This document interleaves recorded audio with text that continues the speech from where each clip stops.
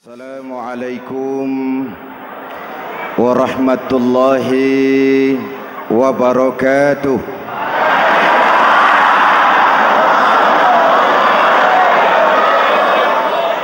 Alhamdulillahi rabbil alamin.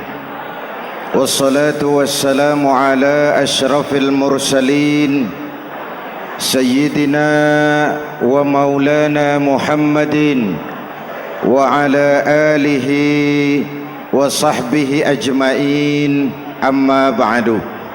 Para ulama yang saya muliakan, hadirin hadirat ma'asyiral muslimin yang saya cintai, banyak kita alami perubahan-perubahan yang terjadi, baik perubahan yang menyangkut sosial budaya, lebih-lebih yang menyangkut sosial politik. Yang tidak banyak mengalami perubahan adalah sosial ekonomi. Bahkan angka kemiskinan kita naik menjadi 3/5 dari total penduduk kita hidup di bawah garis kemiskinan, dan 20% diantaranya miskin mutlak. Perubahan-perubahan yang terjadi menyadarkan kita kepada kebenaran Al-Quran ketika Allah menyatakan wa tilkal ayyamu nudawiluha bainan nas. Hari itu kami putar di antara manusia. Ada saat datang, ada waktu pergi. Ada hari lahir, ada saat kembali, ada waktu dilantik, ada saat menyerahkan jabatan. Hari kami putar di antara manusia dan hidup cuma sekadar menunggu giliran. Soalnya kemudian di tengah perubahan-perubahan yang terjadi begitu cepat, what must we do now?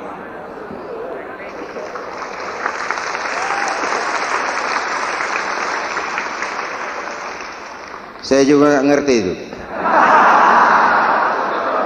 Yang penting kan penampilan.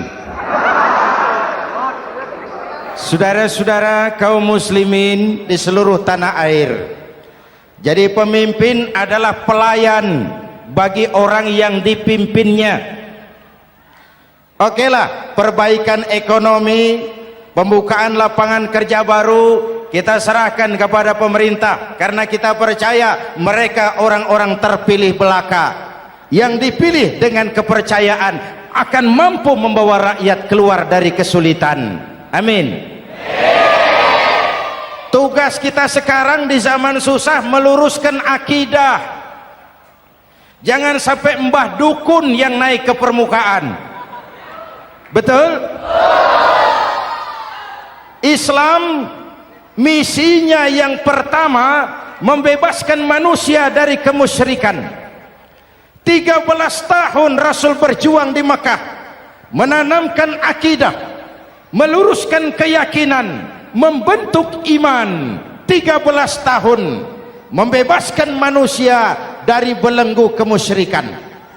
13 tahun menanamkan la ilaha illallah Muhammadur Rasul dengan seluruh konsekuensinya. Kalau saya yakin tidak ada Tuhan selain Allah, saya tidak akan minta tolong kecuali hanya kepada Allah. Saya tidak akan pernah takut kecuali hanya kepada Allah. Saya tidak akan menggantungkan hidup kecuali hanya kepada Allah. Saya tidak akan minta rizki kecuali hanya kepada Allah. Saya tidak akan melarikan persoalan kecuali hanya kepada Allah. Kalau konsekuen dengan keyakinan ini, mbah dukun nggak dapat tempat.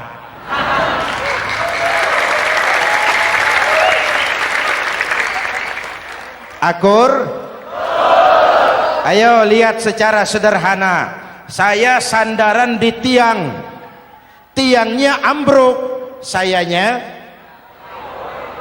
jatuh.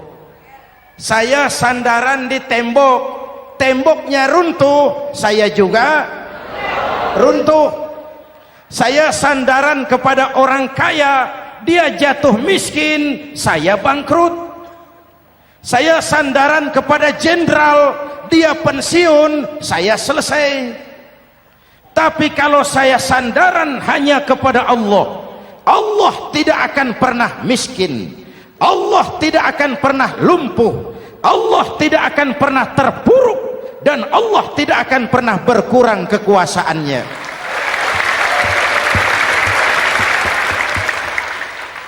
Maka umat Islam, sesulit apapun zaman yang kita hadapi, Allah juga tempat kita bersandar. Jelas? Selama ini kita iman dalam ucapan, tapi sekuler dalam perbuatan. Di masjid ada Allah, di kantor Allah tidak ada, maka korupsi merajalela.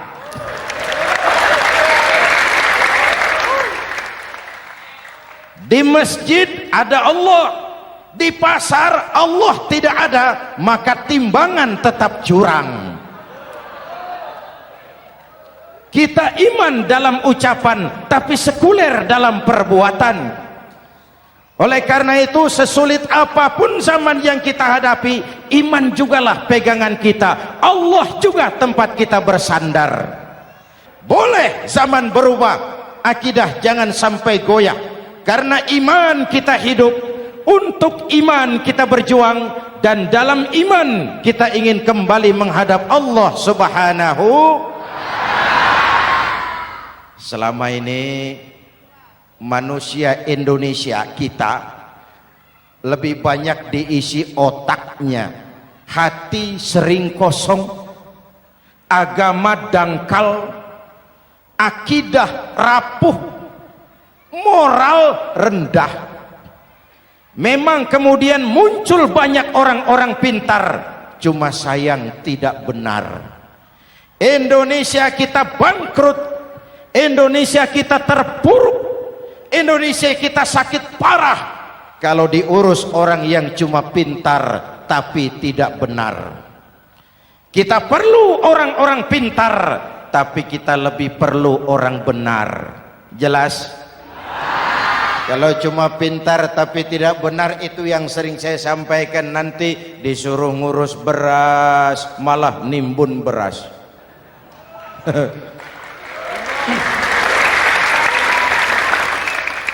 Disuruh ngurus laut malah jadi bajak laut. Disuruh ngurus hutan rame-rame jadi orang hutan. Jutaan hektar hutan Indonesia kita ini merupakan kekayaan sumber daya alam kita yang harus digunakan bagi sebesar-besar kemaslahatan rakyat.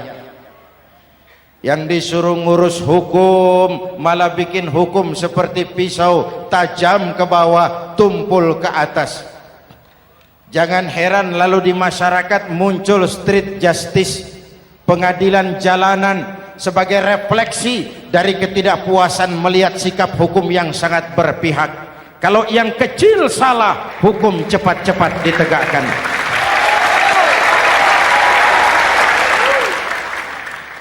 Lihat saja sekarang ini, kalau orang terkenal banyak uang, punya masalah, antri yang bela. Betul? Tapi saudara lihat si Marsinah di Jawa Timur, si Sengkon dan Karta di Jawa Barat, si Udin Bernas wartawan Jogja, terseok-seok mencari keadilan, sampai hari ini urusannya masih remeng-remeng. Kenapa bisa begitu? Jawabannya sederhana, tidak ada fulus. Ada fulus mulus, tidak ada fulus manfus. Betul? Jangan sampai para penegak hukum kita terjebak pada lagu baru, maju tak gentar membela yang bayar. Biar bertentangan dengan nurani, biar bertentangan dengan public opini, biar bertentangan dengan rasa keadilan. Siapa yang bayar itulah majikan, mau benar atau salah belain terus. Kalau seperti inilah hukum kita, mafioso keadilan akan tetap gentayangan. Hadirin yang saya hormati, 13 tahun beliau berjuang di Mekah meluruskan keyakinan, memantapkan akidah, meneguhkan iman. Dari situ segalanya dimulai dan ke situ segalanya akan menuju. Intan paling mahal, mutiara paling berharga, tidak lain adalah nilai-nilai keimanan. Kalau itu sudah tergadai, apalagi yang bisa kita banggakan dalam kehidupan ini? Kita merasa harta kita berharga, belum ada artinya ketimbang iman. Kedudukan kita punya nilai pun belum ada artinya ketimbang dengan nilai-nilai keimanan. Itu intan paling mahal, itu mutiara paling berharga. Harta baru ada manfaatnya kalau dilandasi dengan iman. Jabatan dan kedudukan baru terasa gunanya kalau dilandasi dengan keimanan. Kalau jabatan lepas dari iman, yang akan lahir Fir'aun baru. Jelas? Kalau harta terlepas dari iman, yang akan muncul adalah konglomerat korun. Kalau ilmu pengetahuan terlepas dari nilai dasar keimanan, maka yang akan muncul adalah ilmuwan pelacur yang menyalahkan yang benar, membenarkan yang salah untuk kepentingan pribadi. Dan kondisi seperti itu tidak akan membuat kita makin sehat. Oleh karena itu, pada kesempatan ini, pesan pertama saya, menghadapi zaman susah, tetap jaga akidah, tetap pelihara keyakinan. Kesulitan bukan untuk ditakuti, untuk diatasi. Hidup adalah kerja keras, bukan keajaiban. Perubahan tidak akan datang hanya dengan simsalabim abragadabra. Perubahan tidak akan muncul hanya dengan berandai-andai. Perubahan tidak akan turun dari langit seperti turunnya embun di waktu malam. Perubahan adalah kerja keras, sehingga Al-Quran membimbing kita, innallaha la yughayyiru ma biqaumin hatta yughayyiru ma bi anfusihim. Allah tidak akan mengubah keadaan suatu bangsa kalau mereka tidak mau mengubah apa yang ada di dalam diri mereka. Yang ada di dalam diri itu rule of thinking, state of mind, cara kita berpikir, cara kita memandang kehidupan, cara kita mengatasi persoalan. Hadirin yang saya hormati, inilah iman. Berangkat dari ini kita menyadari ini ujian buat kita rakyat. Dan kita rakyat Indonesia ini kalau sama susah sih sudah kenyang. Ya Pak? Ya Pak? Kita ini sebagai bangsa mengalami apa yang disebut oleh Bung Karno up and down, naik turun, timbul tenggelam, pasang surut. 350 tahun dijajah oleh Belanda, kita susah. Berangkat Belanda masuk Jepang, susah lagi. Pergi Jepang, datang nikah, susah lagi. Lalu kita merdeka, dirongrong oleh berbagai pemberontakan, susah lagi. Makan bulgur, antri minyak. Lalu PKI berontak, susah lagi. Muncul orde baru, lama-lama susah lagi. Orde baru selesai, naik reformasi, mulai repot nasi, susah lagi.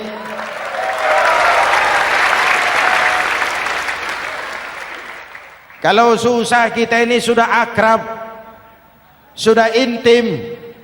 Mestinya kalau sudah susah seperti itu, jangan salah sikap menyikapi kesusahan. Jangan sampai kita potong kompas, ambil jalan pintas, terjebak menghalalkan segala cara. Itu tidak akan menguntungkan, itu tidak akan menyelesaikan. Kalaupun selesai, nampaknya penyelesaian sesaat, dan penyelesaian sesaat bukan penyelesaian yang sebenarnya. Karena itu tetaplah dalam koridor keimanan. Boleh zaman berubah, akidah jangan sampai goyah. Silahkan masa berganti, tapi keyakinan jangan mati. Sekali la ilaha illallah sampai tetes darah paling penghabisan, tetap la ilaha illallah. Sanggup? 3 orang. Sanggup? 21. Sanggup? Kalau sanggup kita harus konsekuen. Saudara-saudara di seluruh tanah air, misi yang kedua dari Islam setelah membebaskan manusia dari kemusyrikan, membebaskan manusia dari ras diskriminasi, mengikat manusia dengan tali akidah. Sebelum Islam datang, manusia dibedakan oleh warna kulit, manusia dibedakan oleh faktor keturunan, manusia dibedakan oleh faktor harta dan benda. Adalah Rasul yang mengajarkan, innallaha la yanzuru ila suwarikum wala ila amwalikum walakin yanzuru ila qulubikum wa a'malikum. Allah tidak melihat potonganmu, Allah tidak melihat hartamu. Yang Allah lihat itu adalah hatimu dan amal perbuatanmu. Jauh sebelum Amerika teriak-teriak membanggakan apa yang mereka sebut sebagai Declaration of Independence, Nabi sudah mengajarkan kepada kita semua, annas kulluhum li Adam wa Adam min turab la fadla li arabiyyin ala ujamiyyin illa bittaqwa.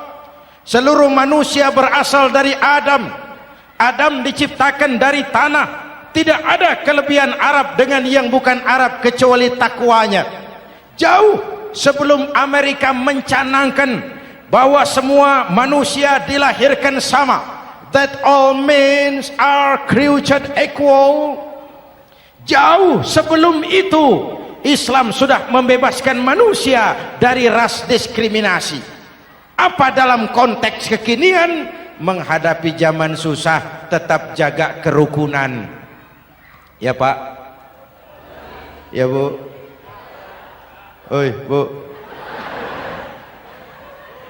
Menghadapi zaman susah tetap jaga kerukunan, baik antar umat seagama, antar umat beragama, maupun antar umat beragama dengan pemerintah. Menjaga kerukunan, jangan saling sikat sikut di antara kita.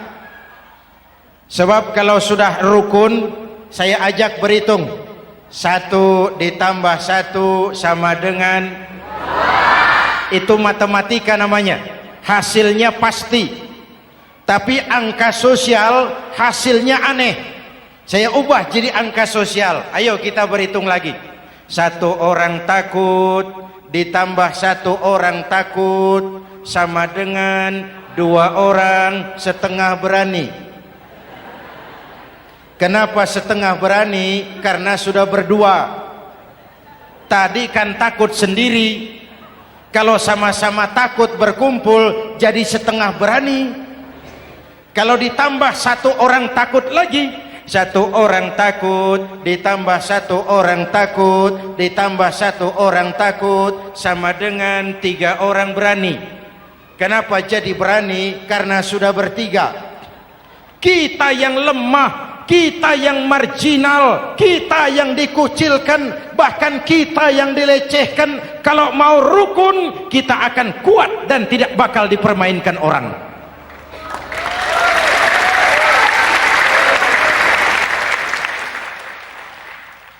Tapi kalau rukunnya yang satu mau menikam yang lain, saya ajak berhitung lagi. Yuk berhitung yuk. 1 ekor ayam ditambah 1 ekor musang sama dengan 1 ekor musang. Kemana ayamnya? Dimakan musang. Betul nggak nih hitungan? Ayo kita hitung lagi. 1 ekor ayam ditambah 1 ekor musang sama dengan 1 ekor musang. Kemana ayamnya? Dimakan musang. Jadi kalau kita suka kumpul dengan orang yang mau makan kita, selesailah kita.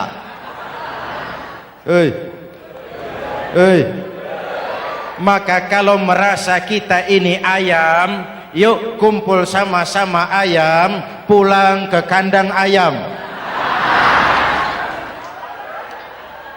Kalau ada ayam kumpul ke kandang musang, itu namanya ayam minum baygon. Jelas? Menjaga kerukunan. Pertama, antar umat seagama, sesama muslim harus saling menjaga, harus saling memelihara. Baik dia muslim yang jadi kapolri, baik dia muslim yang jadi kasat, baik dia muslim yang jadi pengusaha, baik dia muslim yang jadi petani, nelayan, guru, semua komit menjaga semangat kebersamaan, rukun antar umat seagama. Jelas? Jelas? Hadirin yang saya hormati, atas dasar itu saya ingatkan kembali, kita semua ingin persoalan terorisme dilepaskan kaitannya dari agama manapun. Tidak ada kaitannya terorisme dengan Islam, dengan Kristen, dengan Hindu, dengan Buddha. Tidak ada kaitannya terorisme dengan pondok pesantren.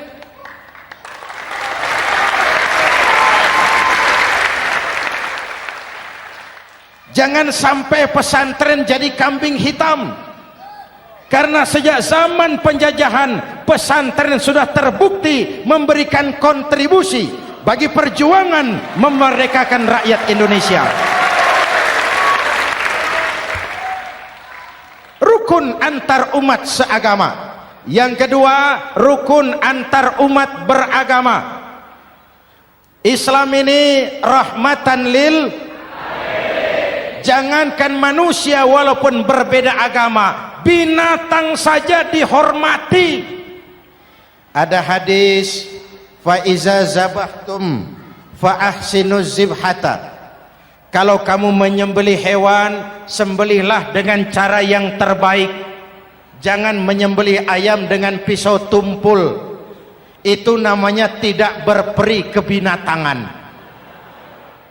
Yang kecil lagi, saudara buka babul istinja, makruh buang air kecil di tanah yang berlubang. Sebab apa? Pertama, menjaga kesehatan. Siapa tahu di lubang yang saudara buang air kecil itu ada gas beracun. Kalau tidak, melindungi binatang yang ada di dalam lubang. Siapa tahu di lubang yang saudara buang air kecil itu ada semut sedang rapat membahas terorisme. Apa dosanya lalu mati dikencingi? Ini namanya rahmatan lis semut.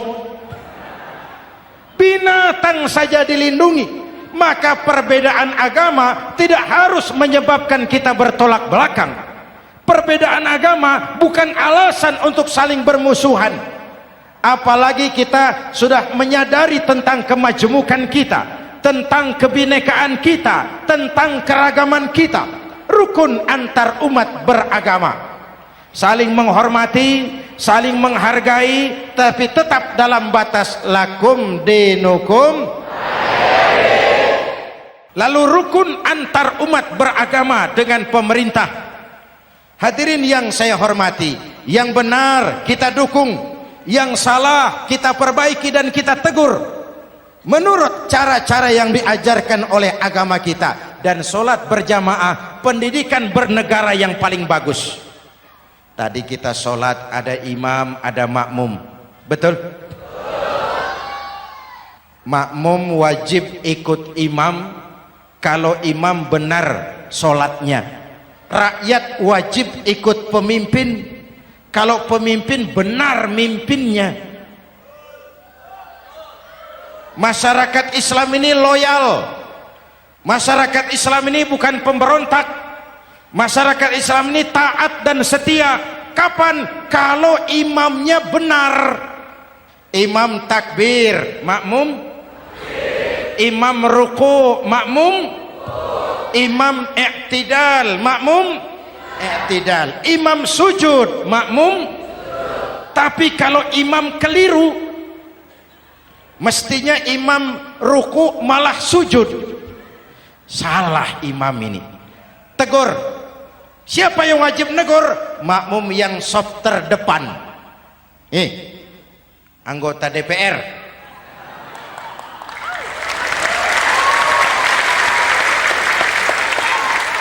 Ini wakil-wakil makmum ini, saf di depan ini. Kalau imam keliru, mereka paling tahu. Ngomong. Tegur. Bagaimana negurnya? Ada aturan main. Mestinya ruku, imam sujud. Salah ini imam. Subhanallah. Kan begitu negurnya. Betul? Tidak boleh juga imam keliru, makmum emosi. Main pegang. Woi, makmum salah. Hoi, hoi. Kacau sholat. Betul? Anggota dewan ini, saf di depan. Itu kalau imam keliru. Satu saat imam buang angin. Namanya manusia bisa buang angin toh. Apa makmum lalu berkata, demi kesetiaan saya kepada imam, imam buang angin, saya lebih keras lagi. Itu namanya fanatisme buta, loyalitas yang goblok. Imam buang angin, minggir. Iyyaka na'budu wa iyyaka nasta'in. Sampai situ imam buang angin, minggir imam. Lalu saf yang di depan maju. Tidak usah bikin solat baru, teruskan pekerjaan imam. Ihdinas siratal mustaqim. Teruskan. Kenapa? Kalau bikin solat baru lagi, nanti buang angin lagi. Bikin lagi solat. Kapan selesainya solat? Kapan selesainya membangun negara ini? Yang penting imam tahu diri, buang angin, minggir.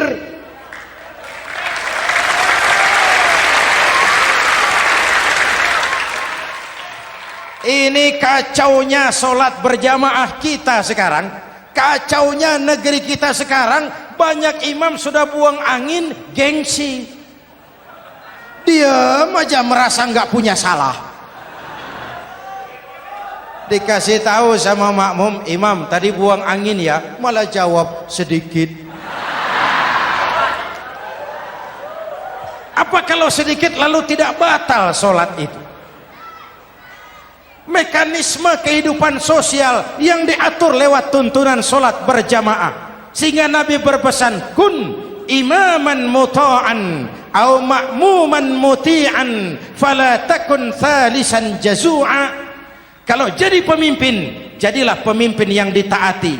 Kalau jadi makmum, jadilah makmum yang mentaati. Jangan jadi golongan ketiga pemecah belah. Di depan tidak jalan, di belakang takut, ditaruh yang di tengah, di depan didorong, yang belakang ditendang.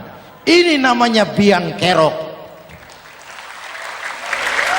Saudara-saudara, dari uraian singkat ini saya ambil beberapa catatan pokok. Pertama, kalau ada intan paling mahal, kalau ada mutiara paling berharga dalam hidup kita, itu tidak lain adalah karena keyakinan. Hidup jadi indah, hidup jadi berharga, hidup jadi berarti kalau didasari atas sebuah keyakinan. Dan keyakinan itu tidak lain adalah nilai iman kita, akidah kita kepada Allah Subhanahu wa ta'ala.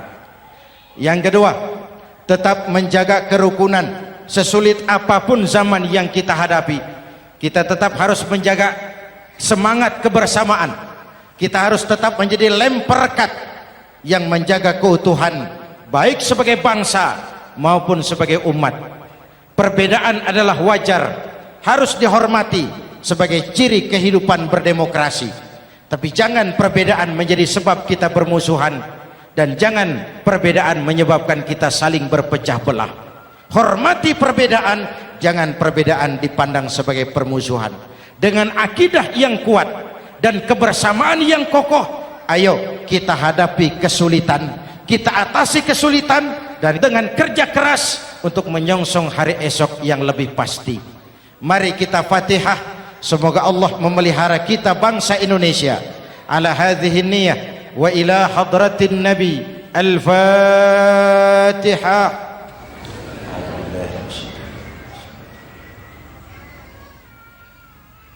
Iyyaka na'budu wa iyyaka nasta'in. Ihdinas siratal mustaqim. Siratal ladzina an'amta 'alaihim. Bismillahirrahmanirrahim. Amin. Alhamdulillah Rabbil Alamin. Allahumma salli wa sallim mubarak ala Sayyidina Muhammadin wa ala alihi wa sahbihi ajma'in. Allahumma Rabbana taqabbal minna salatana wa siyamana wa qiyamana wa takhashu'ana wa ta'abbudana wa tammim taksirana ya arhamar rahimin. Allahumma aslih man fi salahihi salahul muslimin. Allahumma ahlik man fi halakihi salahul muslimin. Allahumma Rabbana la tu'akhizna in nasina aw akhtana. Rabbana wa la tahmil alaina isran kama hamaltahu ala alladhina min qablina. Rabbana wa la tuhammilna ma la taqata lana bih wa'fu 'anna waghfir lana warhamna anta maulana fansurna 'alal qaumil kafirin. Allahumma ij'alna minas su'ada'il makbulin wa la taj'alna minal ashqiya'il mardudin. Afdalu ma qultuhu ana wan nabiyyuna min qabli. La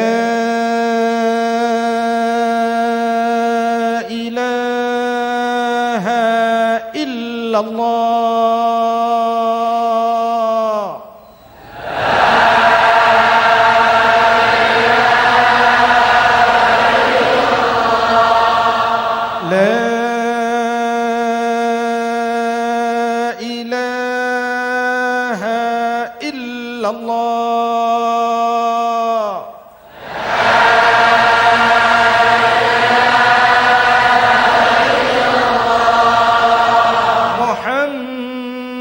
Muhammadur Rasulullah.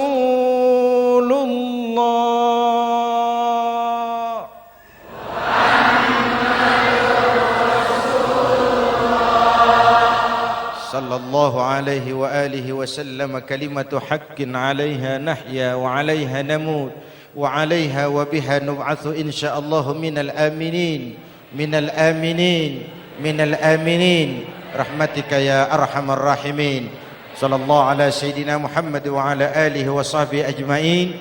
Ana rabbika rabbil izzati amma yasifun. Salamun alal mursalin walhamdulillahi rabbil alamin. Jumpa lagi di lain kesempatan insyaallah. Wassalamualaikum warahmatullahi wabarakatuh.